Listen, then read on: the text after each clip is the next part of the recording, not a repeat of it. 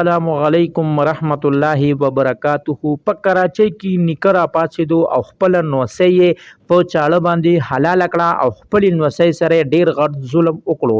اوس هغه نیکه پولیسو ګرفتار کړی دی او د هغه تازه انټرویو هم مخې ته راغلی ده. هغه په انټرویو کې دا ویلي دي چې هغه خپله نوسۍ اخر اول په کومه ګناه کې قتل کړې ده.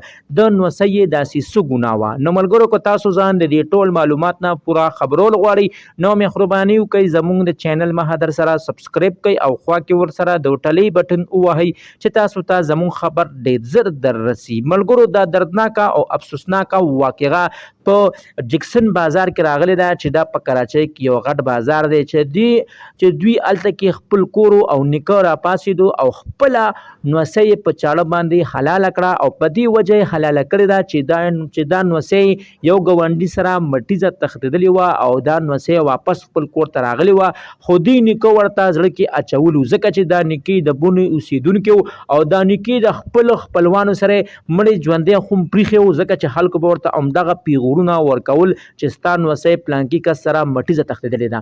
ملګرو همدې نیکه هم د غیرت په نوم باندې خپله نوسۍ په چاړه باندې حلاله کړه او خپلې نوسۍ سره ډېر غټ ظلم وکړو. ملګرو تاسو موږ ته اوس په کمنټس کې ولیکئ چې نیکه یې ښه کار کړی دی او که نه بد کار یې کړی دی. ملګرو هېچا له هم نه وي پکار چې چا تور سور ته په بد نظر باندې وګوري. دوی خو دا جنۍ قتل کړه خو چې کوم هلک تښتېدلی دی اوس په دوی هغه هلک هم قتل کوي. ملګرو د 2 منټو خواهشاتو دپاره خپله زندګي هسې مه بربادوئ.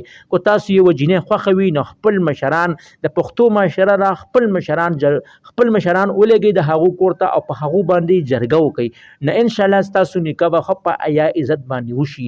او چې چا قسمت نیشي وي نو هسې خلکو سره کورونو نه مه تښتئ، هسې د خپل مشرانو پټکي په ځمکه باندې مه غورځوئ.